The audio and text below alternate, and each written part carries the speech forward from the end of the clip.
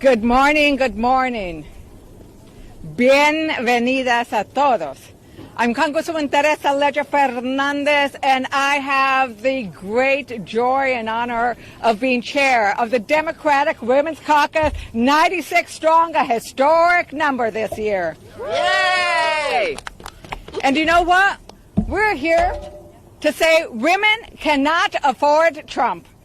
He costs us too much in terms of money, health, lives, and safety.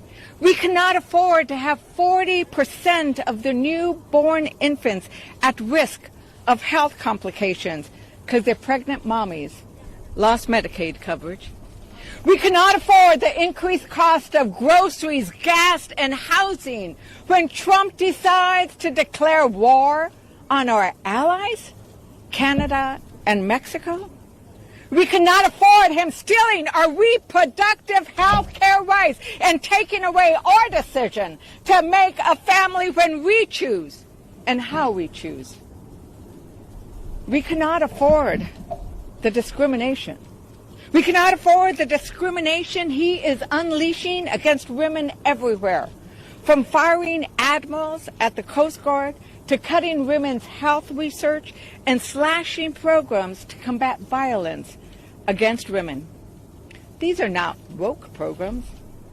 These programs affect over half of our population. Damn it, respect women. Discrimination and violence against women should be condemned by everyone. Republicans and Democrats alike. We cannot afford the increased child care cost when he cuts Head Start and the Department of Education. We cannot afford to take care of our grandmothers and our parents when they cut the programs that pay for their nursing home care. From cradle to old age, this man and the Republican agenda is devastating for America's women. We want the world to know we stand in protest, we stand in power, we stand in pink, and we stand in opposition, don't we, mujeres? Yeah! We want to remind everyone that it only takes three. It only takes three members of the Republicans in the House of Representatives who are willing to show up at a town hall, who are willing to answer for the cuts they are doing, who are willing to stand with their constituents and not with these horrible cuts that affect women everywhere. Stand with your women constituents. Stand with your women voters. We are. Stand with women. Stand with women. Stand with women. So I'm going to turn the program over right now to my amazing vice chair because we have lots of voices of protest about what Trump is doing to the women of America across America. Emilia Sykes. Yeah. Woo! Thank you, Madam Chair, and thank you to all of you for joining us today because we want to make sure our message is very clear. Women cannot afford these policies, and women cannot afford this presidency. I want to thank all of the members of the Democratic Women's Caucus for being here, for joining us and having such a strong showing of what it means to stand up for the American women. My name is Emilia Sykes, and I proudly represent Ohio's 13th Congressional District. And as you heard from Chair Fernández, we cannot afford Donald Trump's policies. Now, we always talk about how we are willing to work with anyone, anywhere, anytime, and the case is still true. But as we have heard over and over and over again, the cuts are going to be dramatic and their impacts are going to hit women the hardest. For example, last week there was a House Republican budget resolution that demanded an $880 billion cut to the Energy and Commerce Committee. And I like to remind people, write down $880 billion and see how many zeros and commas you end up writing. That's right. That means there must be cuts to the Medicaid program. The Medicaid program that makes sure that women, pregnant women, children, the disabled, our grandmothers have access to the health care they need when they need it the most. And for example, in my district, Ohio's 13th congressional district, Medicaid covers over 40% of the births in our district. 40% of the births. And let us not forget about We love the babies, but the women who deliver those babies are right. also offered coverage That's under right. Medicaid. That's right. In Ohio's 13th congressional district, more than 200,000 people on Medicaid are at risk of losing their health care because of this Republican budget resolution. This is 83,000 children and nearly 18,000 seniors. And while a majority of the people in my district voted for the president, they did not vote to get their grandmothers kicked out of the nursing homes. That's right. But I would be remiss if I did not say, while Medicaid coverage is obviously a huge issue and we care about the health care that people are able to access or not access, in my district, the largest employer are health care systems. They are being paid by the Medicaid program to help employ doctors and nurses and food service individuals and sanitarians. These jobs are going to be on the line if the $880 billion cuts go into effect like the Republicans want. So it is not just about the health care. It is about the local economy in Ohio's 13th district that will be decimated if this plan goes through, and people will be laid off all over Ohio's 13th district because of this cruel cut. We cannot afford these policies. Any cuts to Medicaid will have far-reaching effects, and we will see that devastation for many years to come. As I conclude my remarks, and before I hand the program over to my capable and competent and caring co-chair, Hillary Scholten from Michigan, I want to invoke Sojourner Truth. You may recall she gave a little speech called Ain't I a Woman? And she happened to give that speech in Ohio's 13th congressional district in my hometown of Akron. And at the very end of that speech, she reminded us, and I'm going to remind all of you and my colleagues to keep us encouraged in this time. She said, if the first woman that God ever made was strong enough to turn this world upside down, then all of these women together ought to be able to get it right side up again. That's and right. that is exactly what we Woo. are going to do. Invoking the spirit of Sojourner Truth, we are going to get this world back upside again, because we cannot afford these policies, and that is why we are going to fight every single day on behalf of the American people. So please join me in welcoming Hillary Scholten of the great state of Michigan. Woo. Yeah. Okay, all right. Good morning, everyone, and thank you, Emilia. It is such an honor to lead this caucus with you and our incredible chair, Teresa Fernández, at this time for women in our history. Congresswoman Hillary Scholten, proudly representing Michigan's 3rd congressional district, the first woman and mother in history to represent the entire western half of our state in Congress. Tonight, Donald Trump will stand before Congress in the People's House and deliver his vision for our country. Behind the slogans and empty promises, his agenda is one that will devastate women and families across America. And nowhere is that clearer than in his and the House Republicans' relentless efforts to rip health care away from millions of Americans. They tried to come for Medicare. It fell flat. They tried to come for the Affordable Care Act. It fell flat, just like that sign. And now they're coming for Medicaid. Medicaid is a lifeline for millions of Americans. In Michigan, it provides health coverage for 2.3 million people, nearly a quarter of our state. That includes nearly 40% of all children and 1 in 3 moms and newborns. Medicaid is the backbone of our health system, and Trump wants to rip it away. If Trump and House Republicans get their way, Michigan families will be left making impossible choices. Moms will be forced to choose between paying their rent and putting food on the table, or their children's life-saving medications. Parents, like a mother in my district I recently spoke with whose 2 young daughters were born with congenital cataracts and glaucoma, will be left wondering whether they can afford the life-changing treatments that keep their children from going blind. No mother should ever have to put a price tag on their child's future, but that is exactly what Trump and House Republicans are pushing. Listen carefully. Listen carefully to what they're saying tonight. They'll say things like, the budget proposal doesn't mention Medicaid once, but what they're not saying What they are not saying, and they could say, is that they will protect Medicaid, because they have no intention of doing that. And what they will do is rip it away. Let's be honest about who gets hit hardest. Women. Whether it's a new mother who needs postpartum care, a woman managing a chronic condition, or a family caregiver trying to keep her aging parents safe and healthy. These cuts are a direct attack on women's health and economic security. Trump and House Republicans are trying to disguise these cuts as fiscal responsibility. But slashing health care for children, seniors, and working families isn't responsible. It's cruel. It's an assault on the dignity and well-being of the 18 million women and 40 million children who rely on Medicaid across the country, and we will not stand for it. The Democratic Women's Caucus will keep fighting for every family, every child, every mother who depends on Medicaid.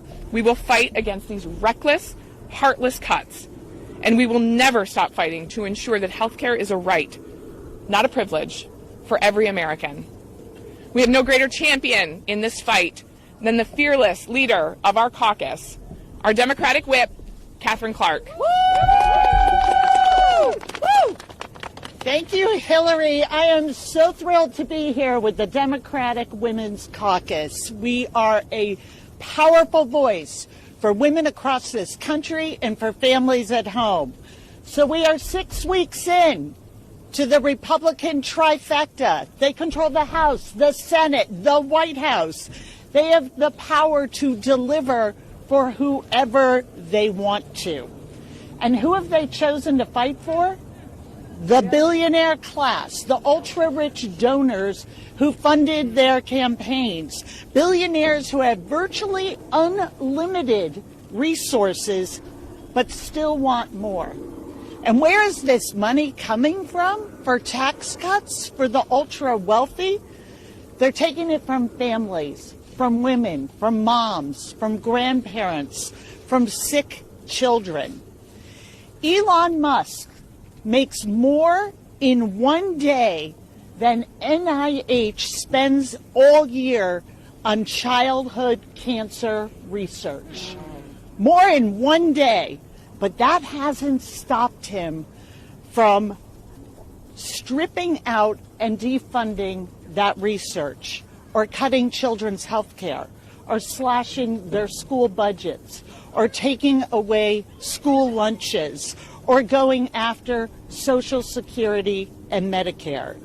And the House GOP is falling in line, following orders and letting him do it, because they aren't going to feel the consequences personally.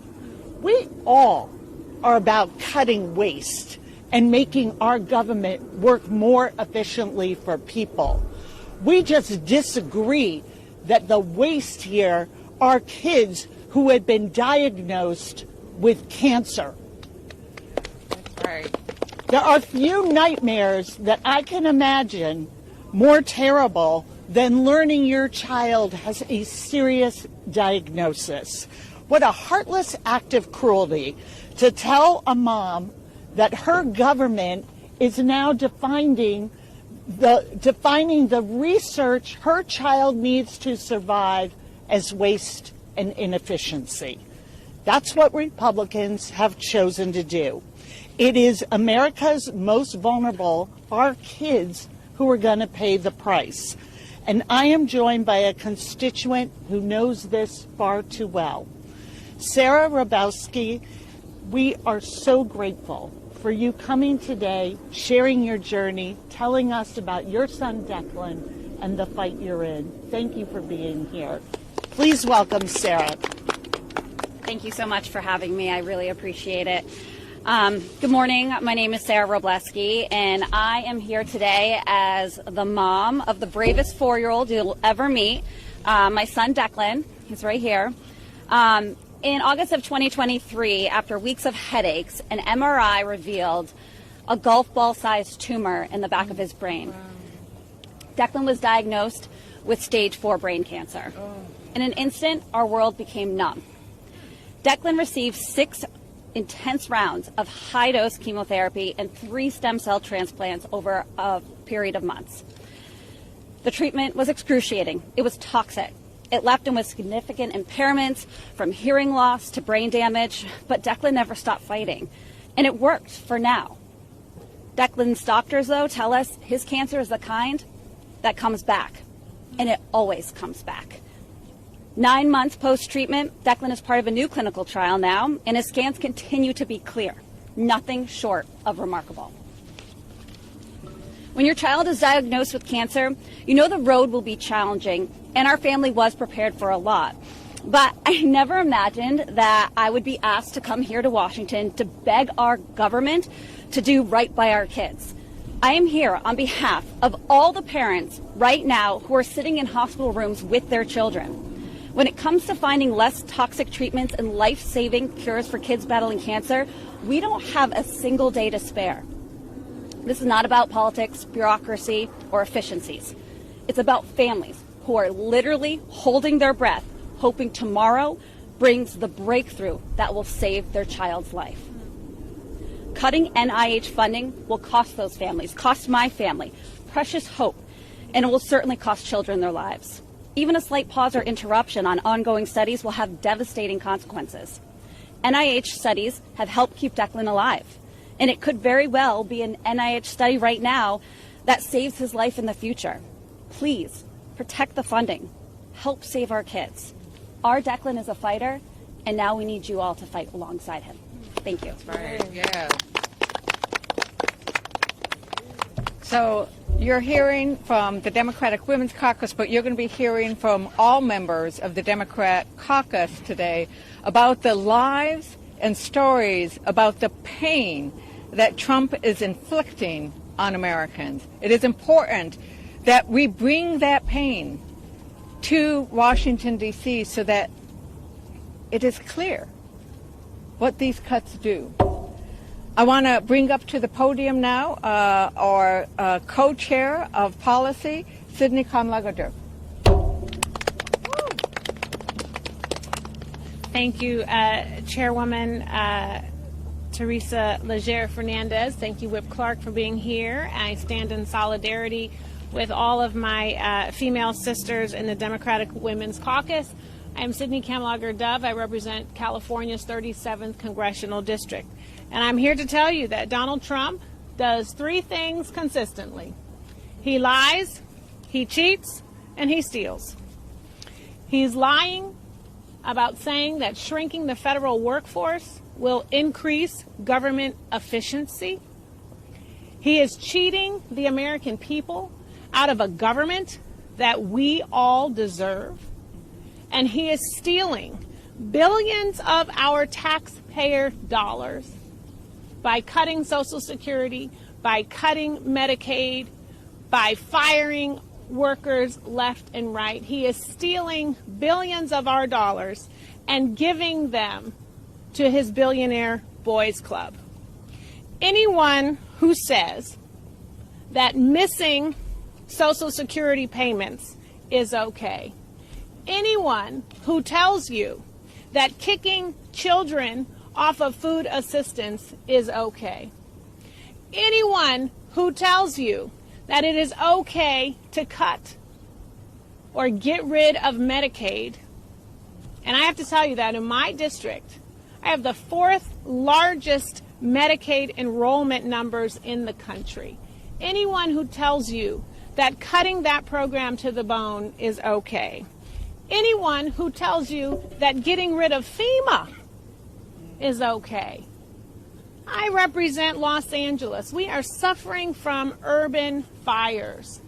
I was at an event just 2 weeks ago. 2,000 families showed up to try and get assistance and rebuild their lives. And you know what table they stopped at? The FEMA table. And you know who was processing their applications? Women workers at FEMA who had traveled from Georgia and other parts of the country to help our families get their lives back on track. So anyone who tells you that these cuts are okay is an unwell person. And you should run far away from them, and then you should kick them out of office. I am bringing tonight, Miss Sylvia, Miss Sylvia worked for 34 years at USAID. USAID is an important program, but because folks, as she said, anybody who was doing anything was let go. And this included pregnant women workers who then miscarried because they had been fired and lost their health insurance. New mothers who had just purchased a house with their entire savings and now they've been fired. Women who were involved in IVF treatments to have babies were given 15 minutes to pack up their stuff and get out like criminals. This is not okay. And we are here to tell it to this man's face. Stop disrespecting the American people. Stop stealing our taxpayer dollars. Stop making eggs $15 while not keeping planes up in the sky. And stop lying. Stop lying to our faces. Because all of these actions only show us that you don't care about this country. You don't care about the American people. You don't care about mothers and their children. You don't care about this country. And that is unacceptable if you claim to be the President of the United States. So we are here. We are not going anywhere. We are going to continue to fight back, and we are going to continue to speak lies to his truth, to his stealing, and to his cheating. Thank you. Thank you very much. And yes, it is indeed lies, because when you say you're doing these senseless, heartless, destructive cuts on the basis of efficiency, let me tell you about my guest. She first volunteered to help out veterans when she was 11. Her father is a veteran. Her grandfather is a veteran. She's married to a military personnel. And guess what her job was after 15 years serving the VA? Improving efficiency. But because she had gotten a promotion, she got fired. She's going to be here telling that truth. But I want to just open it up real quickly. The Democratic Women's Caucus, we have this wonderful tradition of doing these rapid fire. Why? Tell us your name and why are you out here in protest against Trump? April McClain, Delaney, Maryland 6. I'm standing, as the mother of 4 daughters, I'm standing against, the defunding of critical research, including research which impacts our kids and our families, and the taking of personal information of our citizens and the takeover of data from our computer systems. Thank you. Terrible for families and loved.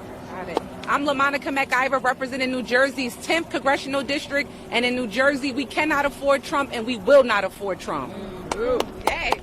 I am Nellie from the 9th Congressional District in New Jersey, and I'm here standing along with my sisters against this administration and the attack that he has on women, family, and children, and we will not stand for it. I'm going to actually talk. I said I wasn't going to talk because we've had so many amazing speakers, but I really just want to sum up kind of what we've heard. I know that there are going to be those that are going to say things like, oh, well, the Dem Women Caucus got out there and they only talked about women's issues. I want to be clear about one thing. Women's issues, they are all of our issues, because the last time I checked, we all came from a woman. And so to hear the story of a mother talk about her fight for her child, I want to make clear that when we hear the stories of the economic impact, these are stories that are impacting all of us. It's not just women. Unfortunately, we had an opportunity to have a woman lead this country, and I promise you she would have led us to the promised land. But instead, we got somebody that seems like he want to take us to hell and back again. But I'm trying to tell y'all that we, the women of the DWC, will not stand for that. We won't stand for cruelty when we can have kindness. We won't stand for greed over good. We won't stand for fealty over fearlessness on behalf of our constituents. Right now, what we have is criminality versus constitutionality. So I am pleading with the American people to tap into your power, because we know that the power has always been with the people. It is time for you to rise up. One of the things that our fearless leader has said is that we are the resistance. But we can't resist without you. We only hold these seats as your representation. And I promise you, we are going to fight until the end to make sure that your voices and your stories are not put on mute. But at the end of the day, we need you to keep showing up and showing out. Whether you have a Republican who acts like they don't want to listen to you, show up to those town halls. Whether you have a Democrat, continue to encourage them to fight for what makes sense, not just for some, but for all of us in this country. So with that, I say God bless, but make sure y'all stand with women. Because listen, again, if we would have had a woman in power, we wouldn't have to have this conversation. Okay, thank you. And with that, I think we're coming to an end. Are there any questions? Hi, Congresswoman. Grace Senator with the 19. I want to ask you first about the choice to wear pink. I know in previous years women have worn white. So we chose we have worn white, and there will be some women in white, because we have worn white to remind people about the suffragists and the importance of women's vote. This year, you're seeing a lot of women wear pink, because we need to remember women are claiming pink as a color of protest, as a color of power, and we are protesting what is happening right now, both with the Republicans in the House, in the Senate, and at the White House. And so that's why you're seeing pink as a color of protest. And let's say, we are reclaiming our power. We have never given up our power, and this is a color of power and of protest. Anything else? And with that, thank you very much for coming on out. We have lots of amazing events happening throughout the day, and hopefully you'll cover them.